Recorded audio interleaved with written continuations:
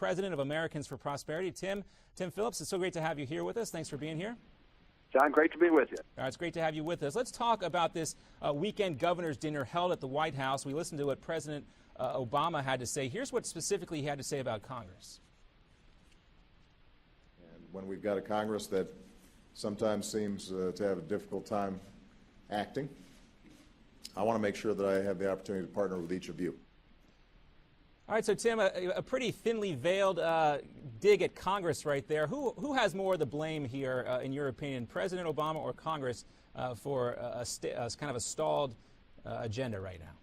Well, President Obama has trouble remembering that there are actually three branches of government. For a constitutional lawyer, which is what he was, I find that difficult to understand, but he does. He keeps thinking that he gets to both dictate to Congress and run over the courts. And he does it over and over. Thankfully, Congress, and in this case, House Republicans, are standing up and saying no to the EPA regs that he wants to jam through, and they're saying no to this global warming legislation he wants, and no to the spending he wants, and no to Obamacare, and it makes him angry.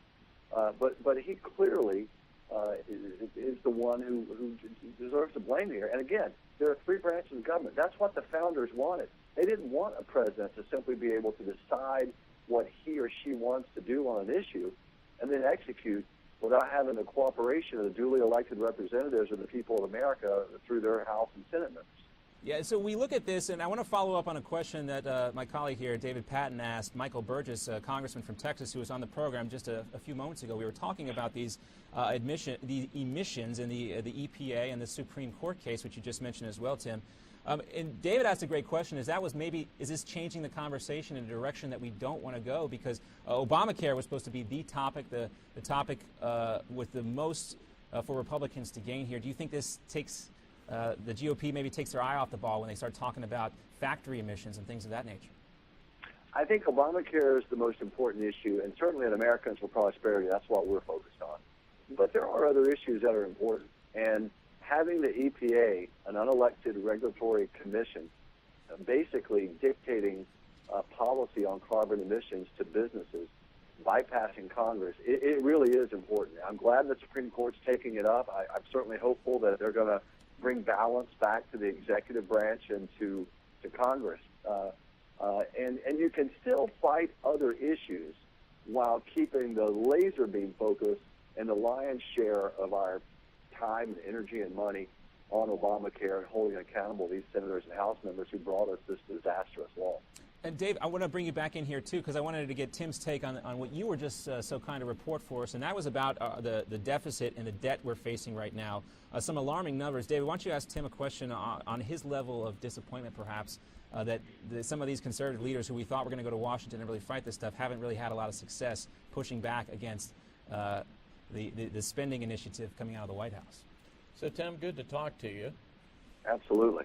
So, when we look at the deficit situation, we actually did some math using CBO numbers, and we come up with nearly $1 trillion, and this is going to kick in, gradually increase, but within 10 years, we'll be running about $1 trillion a year deficit or expense just to pay our interest rate on debt we've already accumulated.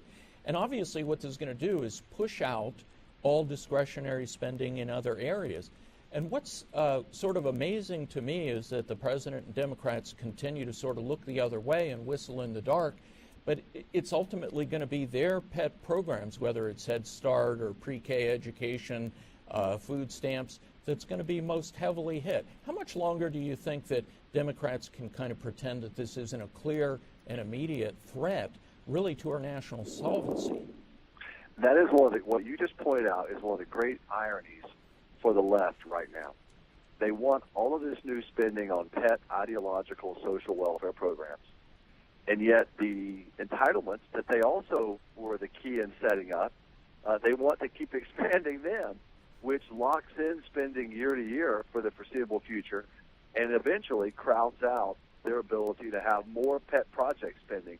And I'll tell you, at the federal level, what they're really counting on is that they'll be able to deficit spend at a level that's at $800 billion to $1.5 trillion or more every year, because they truly believe, the most ideological of them, they truly believe that deficits and debt don't really matter, or they don't care enough to balance it with the spending they want to do right now.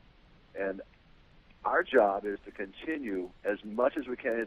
I think it's the hardest thing, guys, that our movement has to do, and that is to continue fighting this spending battle. That is something we've always struggled with. We do a decent job of, winning and fighting on tax increases and sometimes on regulation, but we struggle to make the case on spending. And to your point, the president came out with his new budget, which is nothing more than a political document to play to his base before an election. But he actually said something that was, even for him, stunning. He said, hey, look, we've got to end these years of austerity in America. We've got to get back to a budget that actually takes care of people. and that, claiming austerity in the last 3 to 5 years, when the numbers you just pointed out show the amount of deficit spending his administration has actually done in the going on 5 years now they've been in power.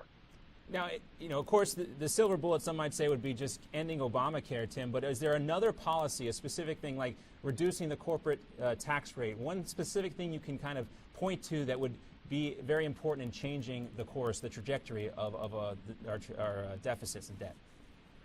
At the discretionary level, which is obviously the smallest part, but it's the part we can have the most control over, the sequester was actually a good tool.